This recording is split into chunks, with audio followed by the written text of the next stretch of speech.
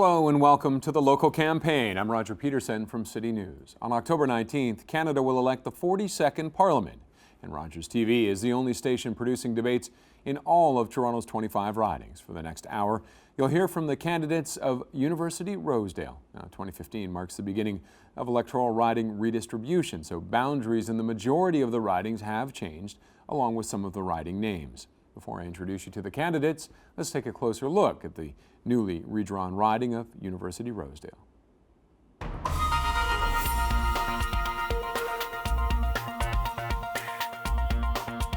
University Rosedale is a new federal riding that encompasses portions of what was once divided by two other ridings, Trinity Spadina and Toronto Centre. The riding's western border is Ossington Avenue and stretches east to parts of Yonge Street and Bay Street, and as far as the Don Valley Ravine. Half the southern border runs along Dundas Street West, as well as part of Charles Street and Rosedale Valley Road. The northern border includes part of a CP rail line just north of DuPont Street, Moore Avenue, and the Beltline Trail.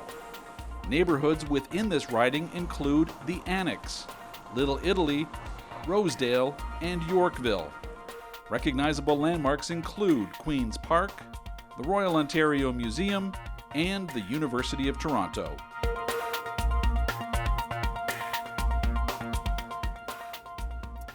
And we have a full slate of candidates with us. I'll just quickly run through them as a brief introduction, and then they'll have a chance for their 1-minute opening statements. And first up, Jennifer Hollett of the NDP, Christia Freeland of the Liberal Party, Nick Wright from the Green Party, Jesse Waslowski of the Libertarians, Steve Rutchinski of the Marxist Leninist Party, Drew Garvie from the Communist Party, and David Berlin of the Bridge Party, and two other candidates who are not here today, Karim Jivraj of the Conservatives and Simon Louisi of the Animal Alliance. And now we will give each candidate 1 minute to make their opening statements. It will be done in the order of most seats by the party in the House of Commons, and we will begin with Jennifer Hollett of the NDP. Jennifer?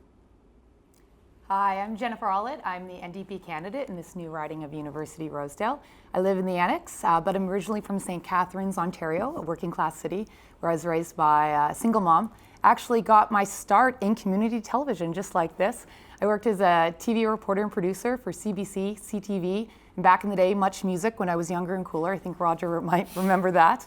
And I've covered stories all over Toronto, across Canada and around the world, but it was my work as a journalist under Stephen Harper in the Conservative government, covering stories on the economy, on the environment, on human rights and civil liberties that got me worried. I thought if I didn't do something, I soon wouldn't recognize Canada.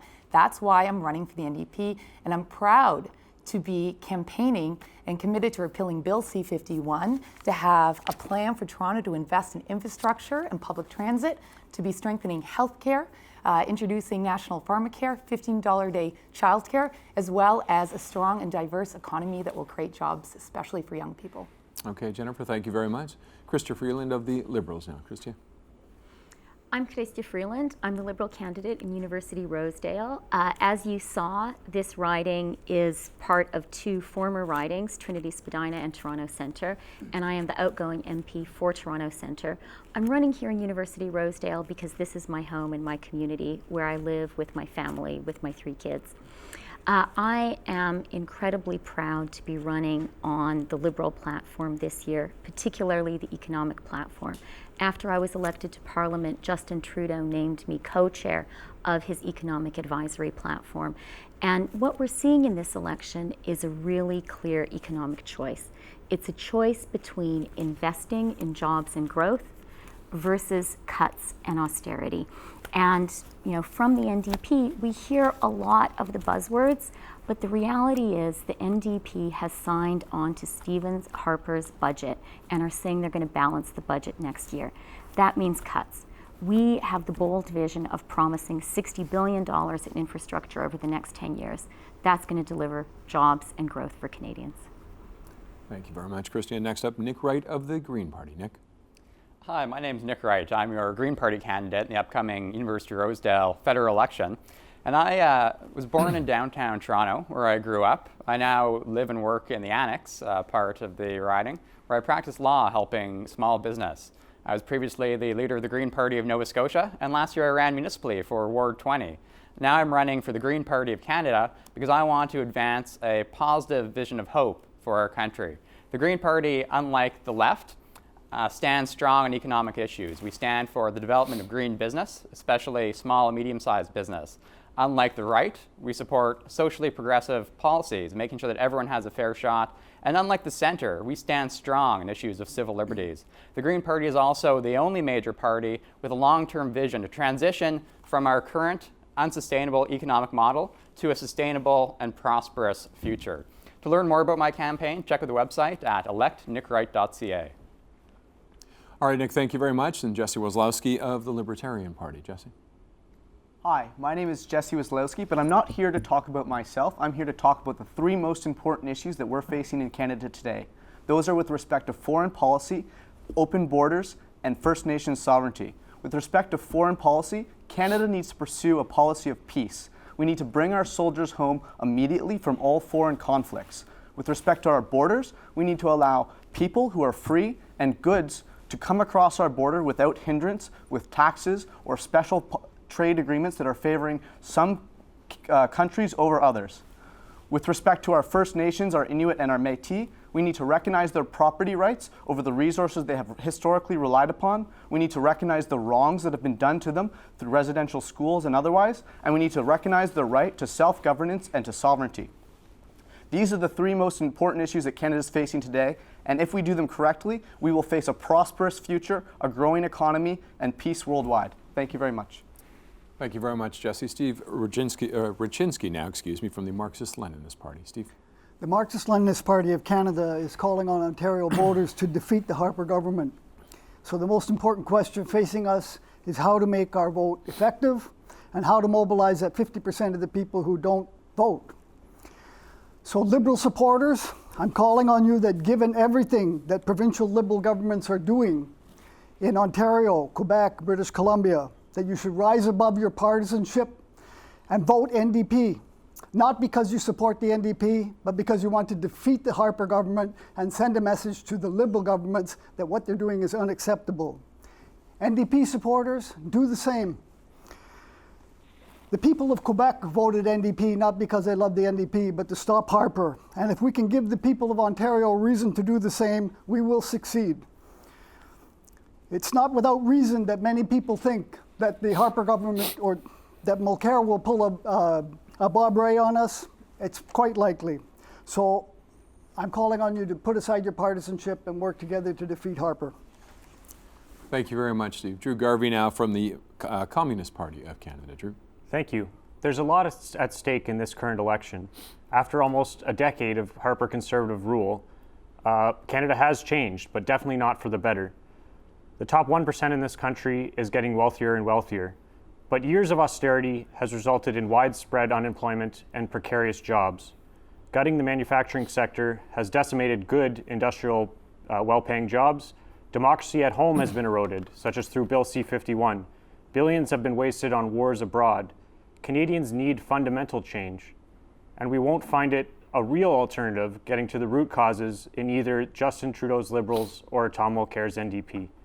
Both these parties promise to reverse some of Harper's cuts, which is important, but they are committed to carrying out business as usual, the neoliberal agenda of austerity with war.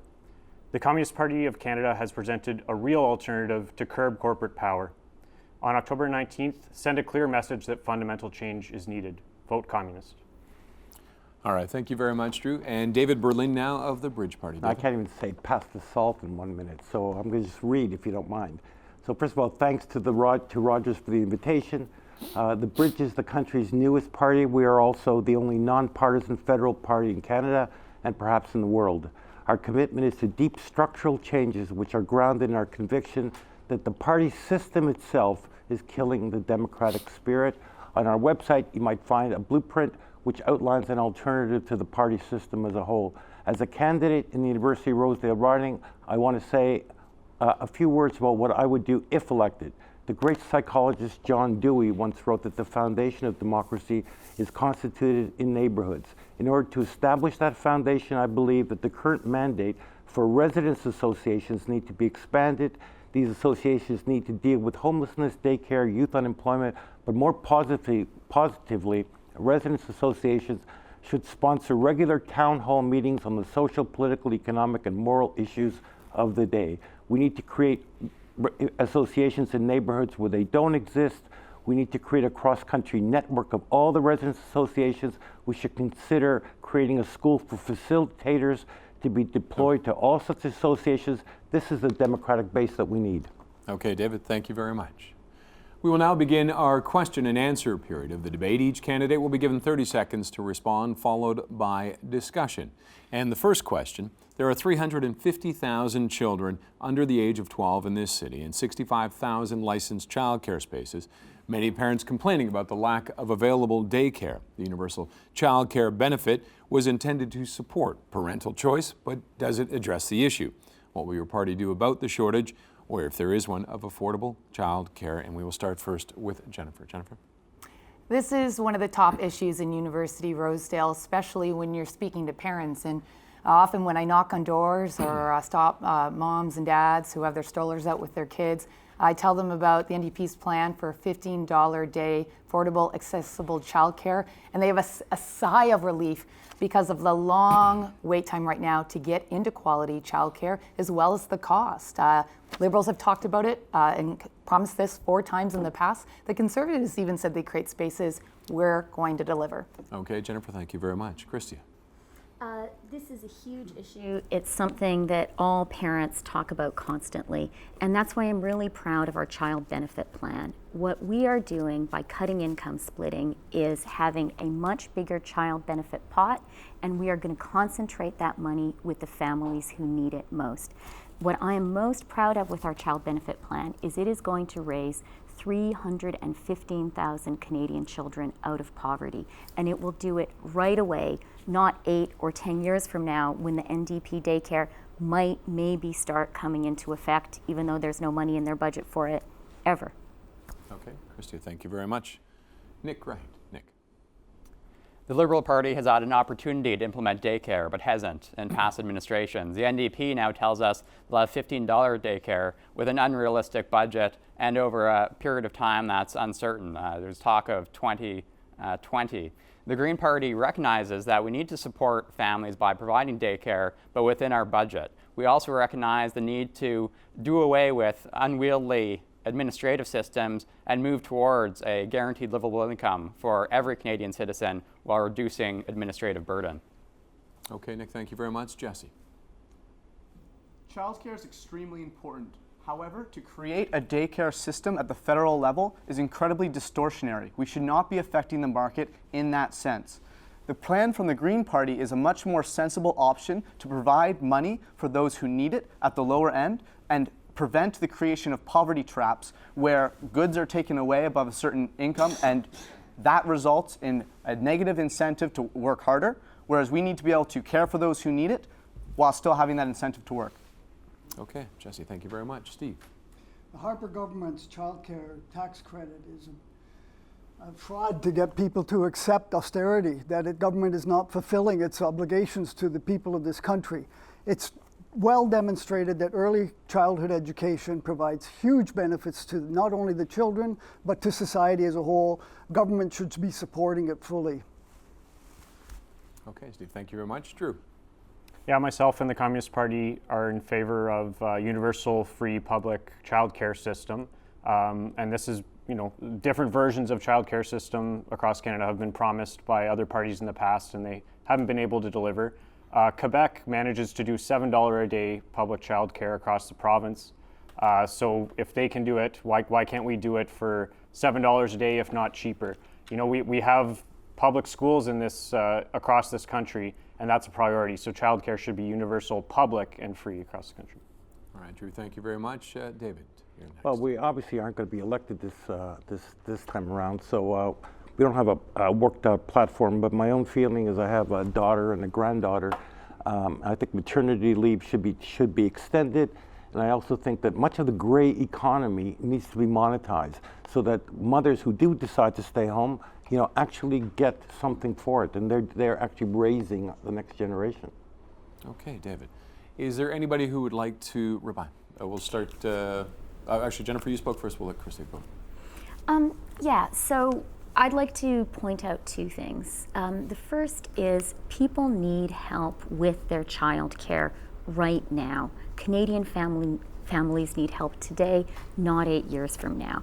And in our economic team, when we were putting together our child benefit plan, we were really aware of that, and we thought about what program can we deliver today.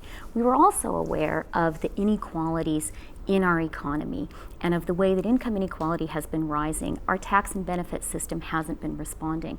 So in putting together our child benefit plan, what we've done is taken the money that's there, added to it, and targeted it at the people who need it the most. And that will be money which gets there right away. People are not going to have to wait 8 years, 10 years, we don't know how long for the NDP plan. You know, the Liberal Party had a child care plan in place. Paul Martin, Ken Dryden had that in place. NDP brought that government down. We know that Canadians can't wait another 10 years, and that's why we've put in a child benefit program that will help right away. We'll let Jennifer respond, and then Steve after that. Sure, I just want to mention that was because of the Liberal sponsorship scandal, which Canadians still remember. The NDP is committed to creating 123,000 childcare spaces in 2016, in 2017. And yes, it's going to take some time. If we look to the success with the Quebec model, this is where Tomo Care is from, this is what it's based on, as well as to Sweden, where we have a great case study. It takes time and it takes political will. And back when Tommy Douglas and the NDP, when we were introducing Medicare, people were saying the same thing, that it couldn't be done.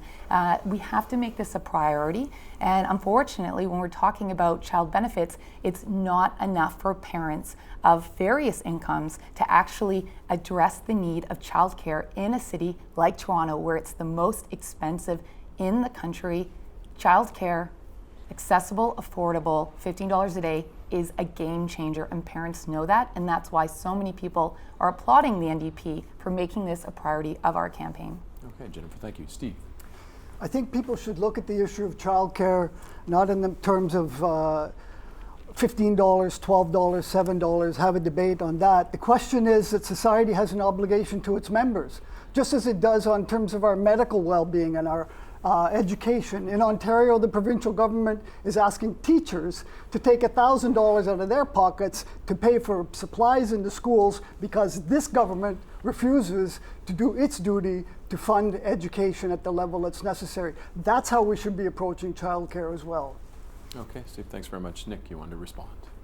The Liberal Party has no credibility on this issue, giving up past opportunities to implement childcare funding programs. The NDP campaign is wildly expensive while still claiming to have a balanced budget, which is nonsensical. The Green Party believes that, yes, the federal government should have a role in providing affordable care for our children, and that we should focus in particular on providing daycare in the workplace so that parents have the opportunity to have childcare on site, and they can both continue to work, if so desired, but still be able to spend time with their child. So selectively deciding how the federal government can supplement and improve childcare while working within our budget is the Green Party's position. Christia, I'll let you respond, but Drew, you wanted to go. Yeah, so I mean, the child benefit that the Conservatives have brought in or have been using as a Band-Aid solution, and also the Liberals want to continue in some form, really ensures that there's this inadequate, privatized, piecemeal system where a lot of people fall through the cracks. So what we want is a universal system that also has to be public, which I'm not hearing from the NDP that this would be a public system. That this would create, good public sector jobs, would really increase, especially jobs among women. Also, gender equality and the wage gap is all related to this. So that this is also just about jobs and gender equality. I want to point that out. It's not just about an inadequate private system that we have now. Christia, did you want to respond? Yeah, please. So look, our plan is something which will work through the current benefit system. It will put more money in the pockets of Canadian families right away.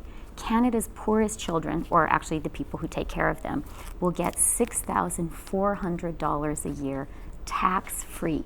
immediately. Canadian families can't wait, and that's going to be enough to lift 315,000 children out of poverty. As for the NDP plan, the problem with it is it dissolves upon closer inspection. It's something which even Tom Mulcair is saying isn't going to be delivered for 8 years or more, and even then relies on 40% funding for the provinces. We know how cash-strapped Canadian provinces Tom are. has not said that. They cannot pitch in that extra money. So it sounds good, but it's not going to happen. Okay, Nick Wright, or sorry, Jesse from the Libertarians. Personally, I have two questions on this. One, how are the Liberals going to ensure that poverty traps are not created when you apply this additional program to people below a certain income without having an ability to escape that and understanding of the various other programs that are applied at the municipal and at the provincial level? That's not possible. It's incredibly difficult at the least, and I don't think they can manage that. For NDP, I have to wonder, how can you apply such a regressive policy without supporting a more progressive taxation system that benefits those at the lowest end? Okay. Christia, Steve, we have you, but we'll let Christia respond, and then we'll close it out with your comments, and then we'll move to the next question. So I think the poverty trap question actually is a really good one, and it's something that our economic team talked about a lot in thinking about our benefit system. And my bottom line on this, we do see the child benefit for Canada's poorest children as effectively a guaranteed annual income for Canadian kids. And the thing is, there's no danger of a poverty trap for kids. You can worry about other welfare benefits as being a disincentive to work. I'm not worried about a 4-year-old having a disincentive to work. So I feel very comfortable having, as generous as possible, a benefit system for our poorest children. And Steve, we'll give you the last word on this question. I just want to say this. Policies that are being advocated by the major parties have nothing to do with putting more money into the pockets of the consumers or taxpayers. Take responsibility for the fact that Paul Martin's government took something like $25 billion out of transfer payments that went to the provinces for healthcare, education, housing, and handed that over to the banks in the name of paying off our debt, and yet we're more in debt today than ever. This country produces more than enough wealth to provide for the needs of the people. It's the austerity agenda, it's the neoliberal agenda that's denying us that. Okay, Steve, we'll move on now to our next question, and Christia, you'll be the first to answer. The Federation of Canadian Municipalities says that countrywide there's a $123 billion municipal infrastructure deficit. Here in Ontario, the GTA is the fastest growing region of the province. Its population is projected to hit 9 million by 2041. However, increasing traffic congestion, crumbling expressways, overtaxed utilities are leading critics to say that our urban infrastructure is not keeping pace with the growth. These massive infrastructure projects typically involve funding and cooperation between all three levels of government. Where will we find the money for the work, and how will your party approach this issue? Christia. That is a great question, Roger, and that really, the answer to that question is at the heart of our economic agenda. We understand that Canada has an infrastructure deficit. We understand that our economy is treading water, and we understand that interest rates are at a historic low. And when you put those three things together, you get the answer that we've come up with, which is now is the time for a historic infrastructure investment plan, $60 billion over 10 years. Now you're going to hear from the NDP, and Jennifer has shown us their glossy plan, saying we're going to do it too. But the reality is the NDP is going to invest $420 million next year in infrastructure. We will invest $10 billion. The proof is we have the political courage to say we're going to run modest deficits for 3 years. The NDP is sticking with Stephen Harper's balanced budget. You can't have both. Okay, Christia, thank you very much. Nick Wright. The Green Party's position on putting money back into infrastructure is quite simple. We're going to allocate 1% of GST, which is approximately $6.5 billion a year, to build a $123 billion infrastructure program. And that addresses the problem of this ad hoc investment where one government gives some money and then it's taken away in a different administration. We need consistent and reliable investment. And the Green Party also recognized the importance of putting that money into rail to improve our rail system, and also transit and other green forms of transportation. Okay, Nick, thank you very much. Jesse. I would challenge the presumption of this question. Why is local infrastructure a federal debate topic? I don't think any of these plans are recognizing the local nature of this and the inherent power play that you have between favoritism to some municipalities over others. Why is Toronto being favored? Yes, we're in the Toronto region. We're told to vote on behalf of our constituents if we get elected, but such a thing is not conducive to a broader Canadian policy that supports the economy with more immigration and having those local funds used to fund infrastructure. Okay, thank you very much, Jesse. Steve. The municipal infrastructure deficit in Ontario owes a lot to the activity of Mike Harris, the transfer of the costs of maintaining infrastructure down onto the municipalities, which didn't have any tax base or any basis of supporting them. And so you take one example like the TTC. It's the least supported public transit system, I think, in North America by government. It's supported mainly by fares of users. And yet, when the TTC workers were threatening to go on strike to defend their interests, we were told over and over how many billions of dollars of business, of production, were at stake because of this TTC needed to be functioning. So government needs to be supporting infrastructure that the municipalities need. It can't be put on the backs of ratepayers. Steve, thank you very much. Drew. So the Communist Party is proposing a new deal for cities because we've heard a lot of the problems. We would like to revisit the constitutional status of cities and also give cities wealth taxing power. Right now there's a regressive taxation system that cities are allowed to use to get their income.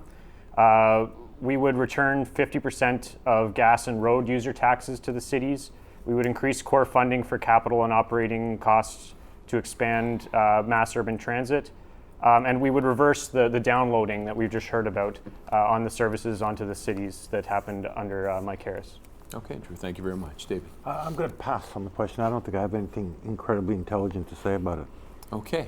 Would anybody like to I'd respond? like to answer still. We have Oh, sorry, Jennifer. Jennifer. My apologies, Okay. Jennifer. Sorry. Thank you. The NDP is committed to investing $12.9 billion in infrastructure in Toronto with a $7.7 billion commitment to public transit. And I'm glad we're talking about infrastructure. It's not always a sexy topic, and it should be a priority this campaign. I'm proud to have 3 city councillors knocking on the doors with me, supporting me, because the cities will tell you Toronto wants a strong federal partner. We need a strong MP in University Rosedale who's going to partner with the cities. Now you'll hear my Liberal opponent say the word over and over again, deficits, deficits, deficits. She won't mention the $5.9 billion in cuts in the Liberal fiscal framework, as well as the history of cuts from Paul Martin and the Liberal government. You've been campaigning with Jennifer. Paul Martin, and I'll leave it there as we open it to Thank you. conversation. And Christia, we'll let you respond first.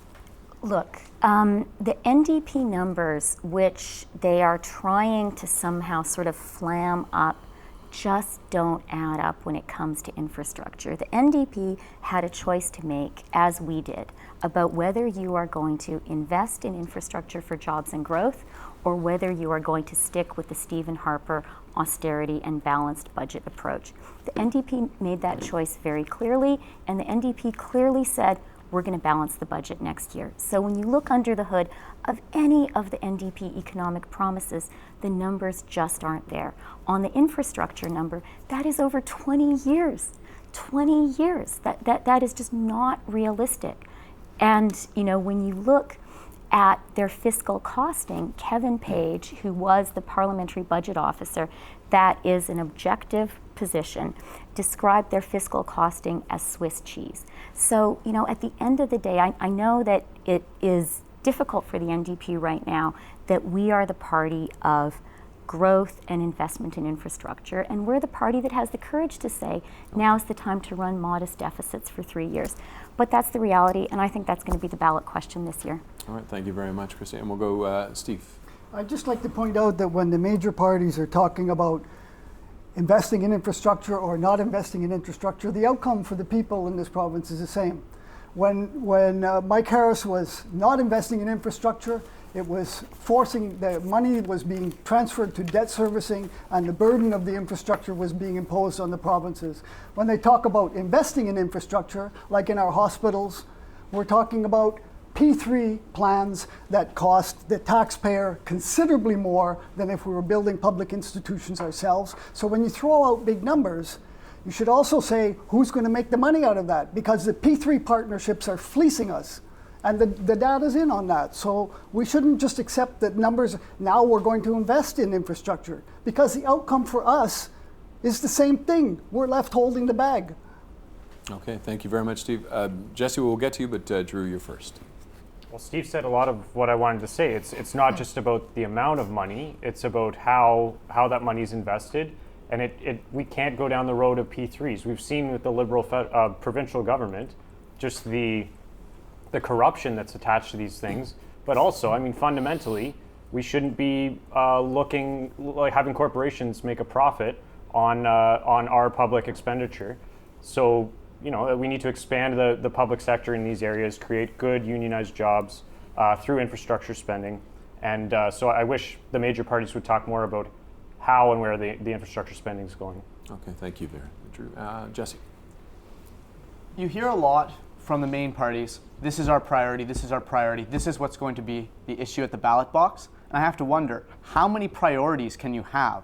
Our priority at the Libertarian Party is to reduce the restrictions on trade, immigration, is to recognize the property rights of First Nations, and is to recognize the rights to life of people here and people around the world. These three priorities, life, liberty, and property, should be those that govern us as a society and allow us to act individually and together voluntarily. Okay, thank you very much, Jesse. Jennifer. Unfortunately, Stephen Harper has left us with a long list of issues and new priorities after his lost decade. In regards to infrastructure and the discussions we're having in Toronto, Tom Mulcair isn't afraid to say, as a man from Quebec, that Toronto is the most important city in Canada, and that's because of our size and our city's role in the GDP. I just want to speak to investment in public transit, because I'm actually confident, Christia, that the viewers at home and the voters in University Rosedale can look at the Liberal fiscal framework, which you actually were not connected to in terms of the announcement. You weren't even tweeting about it. And they can look at the NDP fiscal framework, and they can look at the numbers, because we can say what we like, but it's actually there, it's mapped out. And in regards to the NDP's plan for investment in public transit, it grows over time, it's long-term, it's stable. With the Liberals, after 2 years, it starts to peter out. Okay, Christia, we'll give you last word and move on to our next question.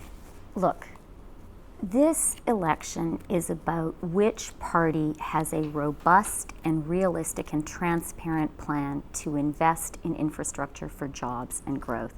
We have that plan, $60 billion over 10 years, $20 billion of those dollars investing in infrastructure, additional dollars.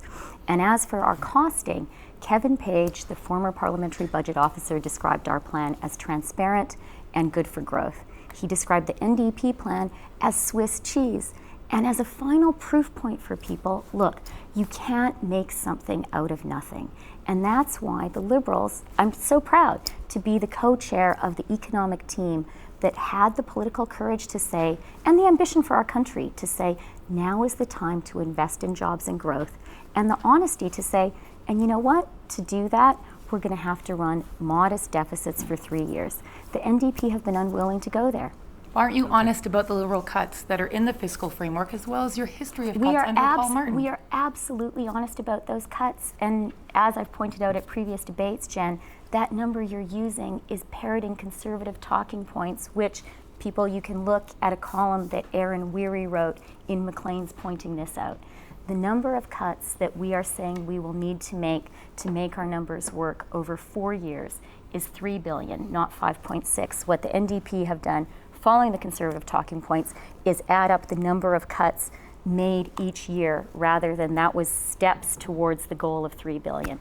That $3 billion of cuts at a time when we're making major investments is absolutely reasonable when you think of all the pork barreling that this conservative government has been doing. It's cuts in things like government advertising, cuts in things like government contractors. And again, don't trust me. Read what Adam Weary wrote in Maclean's. Read what Kevin Page, who is an objective, nonpartisan I'll guy, add one has other said. journalist to this list, Andrew Coyne, National Post, who highlights the myths of your Liberal fiscal framework, that it sounds good, but if you take a closer look, it doesn't add up. Okay, we're going to, Steve, we'll give you a last word again. I'm getting confused about the rules of the debate here, and so I would really hope that the two major parties who are here would follow the same ones that all of us are, and I hope that you would enforce that, please. Okay, we're going to move on then to our next question. And we've been talking about campaign, the platforms and the major platforms. What about the riding itself? What is the most pertinent, pressing issue, do you feel, in your riding, in this riding, and what would you do to try and resolve that? And Nick, we'll start with you. So knocking on doors, one reoccurring issue that I've been learning more and more about over the campaign is the need to address the DuPont rail line. This is a rail track that runs in the north of the riding, and currently volatile chemicals are being shipped through downtown Toronto, right next to residential properties. This is the same rail line further east, but the same rail line that had a previous derailments that caused great catastrophe. So what we need to do is we need to end the shipment of volatile chemicals, ensure that they're stabilized prior to shipment, and in a medium-term plan, start working to build the link necessary near Pearson Airport to redivert the rail and look into having a commuter train, perhaps, to address this safety issue and also serve the residents of our riding. Okay, Nick, thanks very much. Jesse. This is obviously a very important issue. Safety is incredibly important to a local riding, but I challenge again the nature of this question, which inherently insinuates that there's competition between ridings for getting their policy out there. I think that the benefit of having MPs who are from your local riding is that you can hear from them and speak to them in a close way. But the important issues at the federal level are federal issues that affect all Canadians, and these include life, liberty, and property, immigration, trade, First Nations sovereignty, and foreign peace. Okay, Jesse, thank you very much. Steve. I think the main issues in our riding are the same as face the rest of Canadians. An end to austerity. We need an anti-war government. We need to curb the power of the monopolies who are wrecking our economy. And it's true in our riding. I work at the University of Toronto.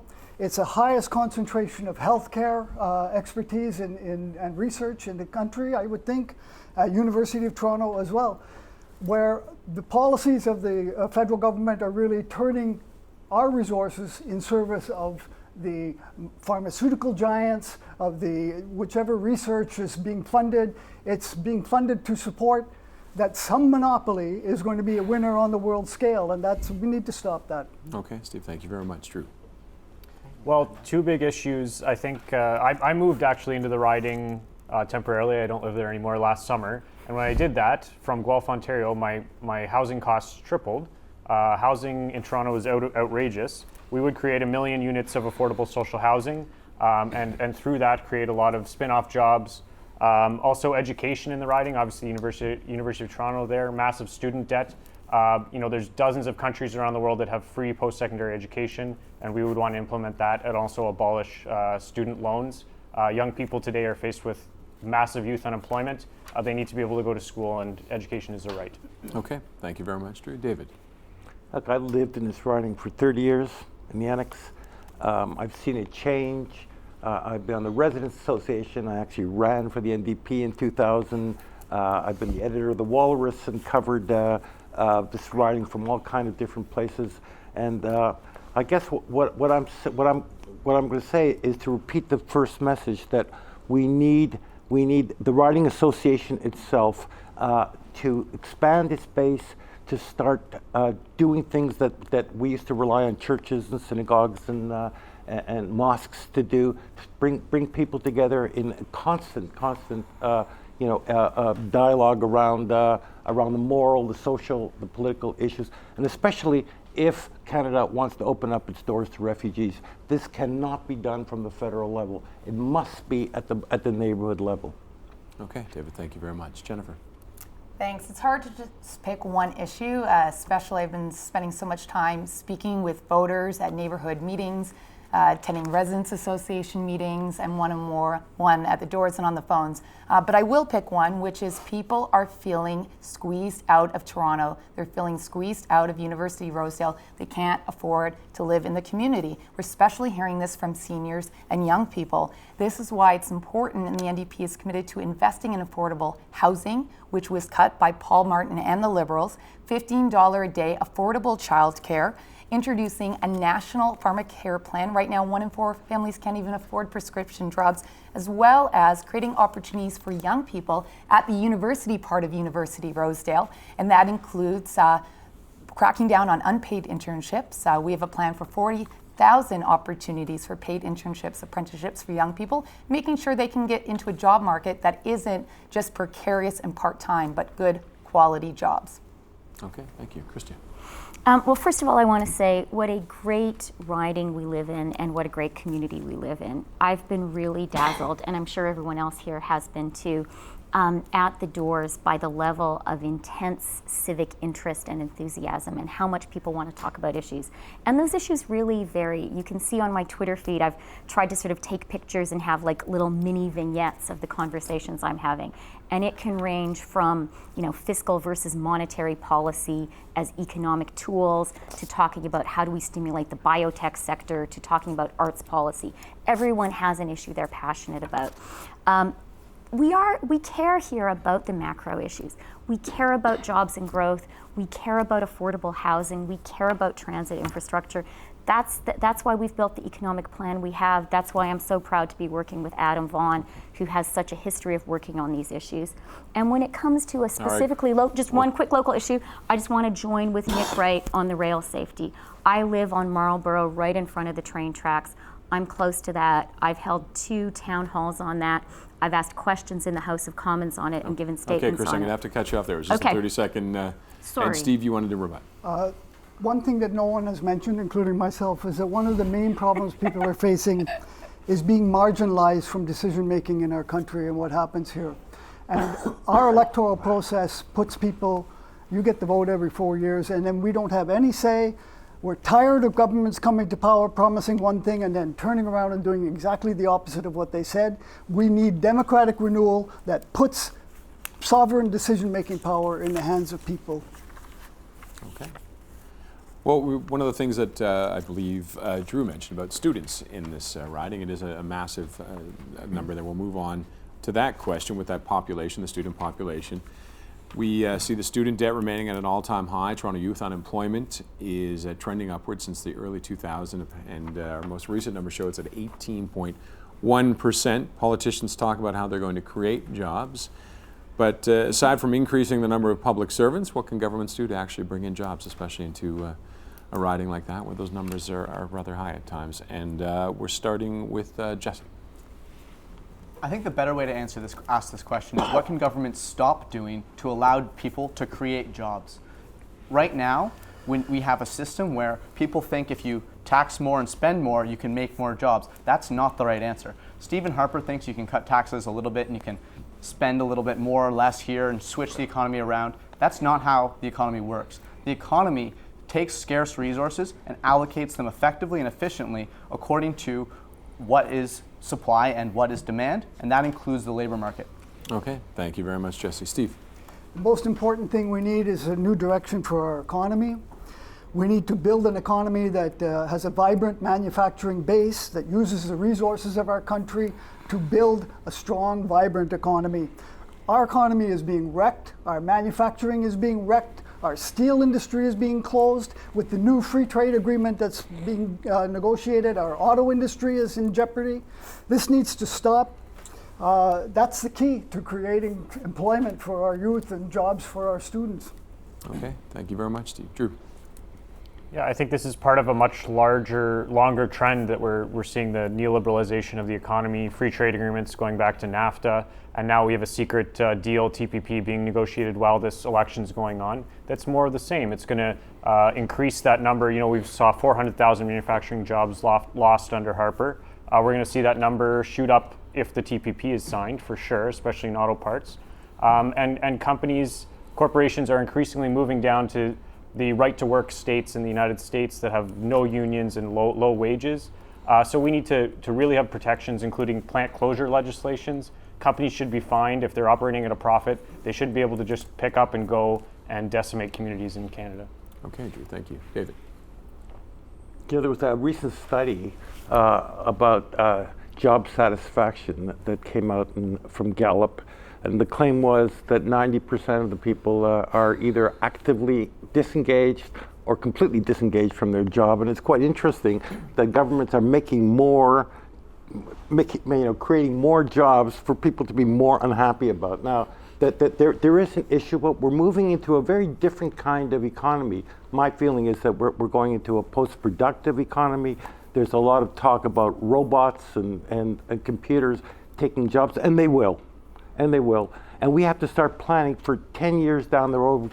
We can't even sustain the same language. That's really the language that we've heard, for the last 100 years. And government has a hard time doing that, hard time planning 10, 15 years ahead. All right, David, thank you very much. Jennifer? David, I agree. We do have to change the language.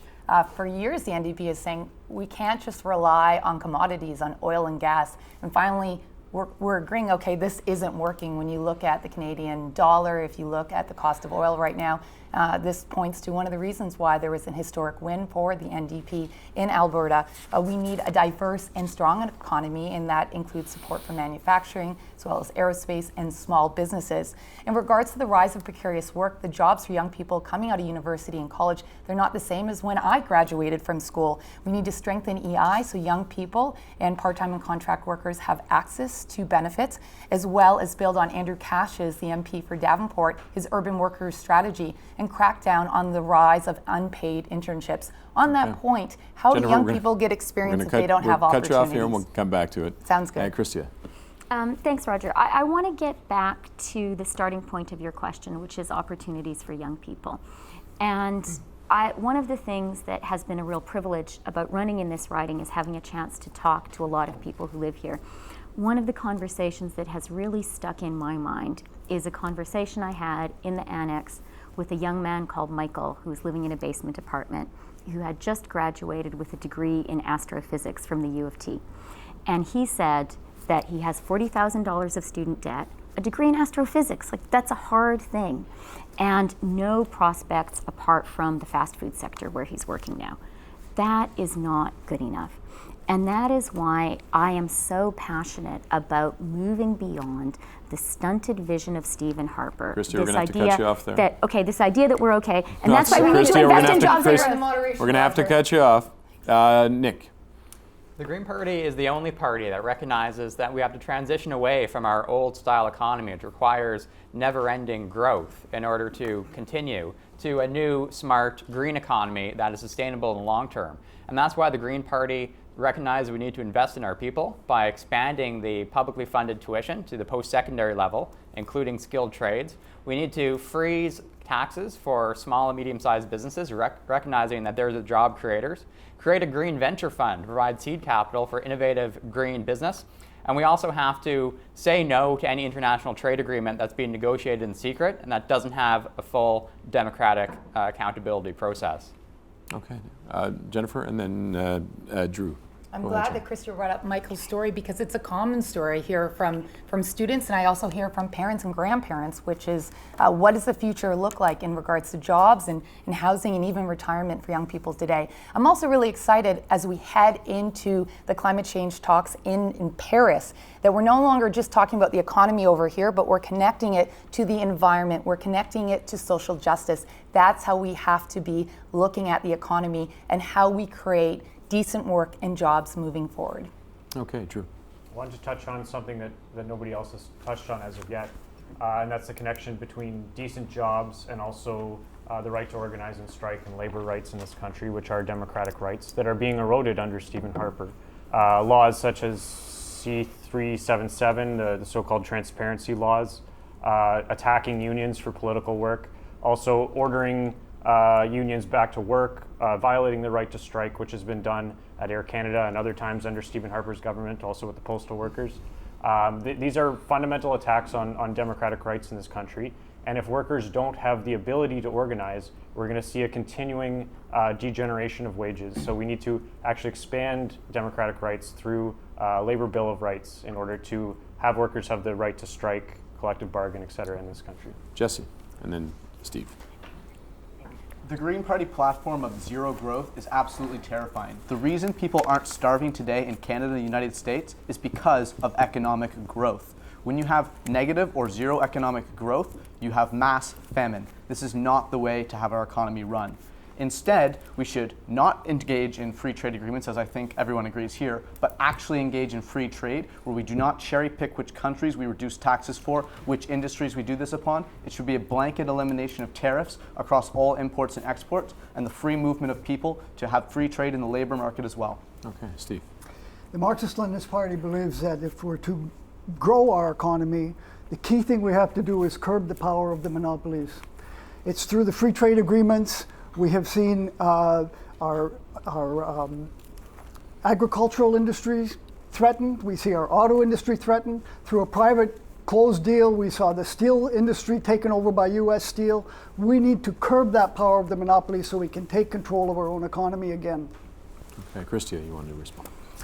Yeah, I want to get back to the urgent question of youth jobs. Right now, youth unemployment is double the rate of adult employment. And right now, 1 in 4 young Canadians has not been able to leave their home, their parents' home, or has gone back to living in their parents' home. And all kinds of studies show that that first job you get determines your life chances in a really critical way.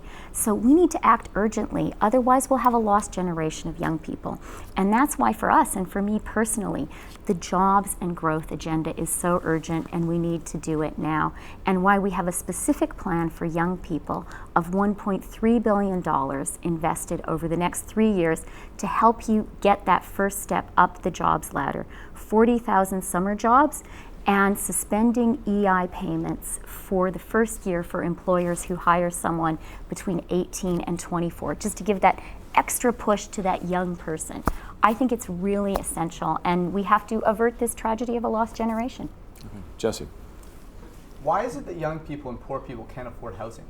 Is it because of the fact that they can't find jobs? There are jobs out there. The real answer is because they can't find jobs that are able to pay for this housing because housing costs are too high. Why are they too high? They're high because 0% interest rates funded by central banks that all of these parties here support. The Libertarian Party supports phasing out government control of the money supply, and that's how you reduce the large inflation in the housing prices where people borrow money and they bid up these prices. Okay. Nick, excuse me.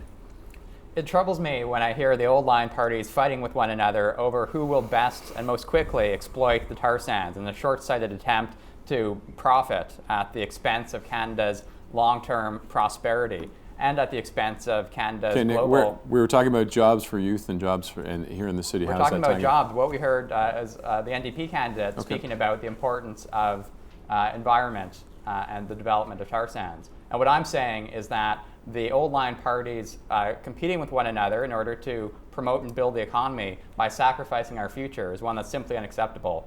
The NDP plan for Energy East, which would have Line 9 going to the north of Toronto, is so short-sighted, and it disappoints me that other parties haven't taken on the green position of saying no to the tar sands and no to pipelines.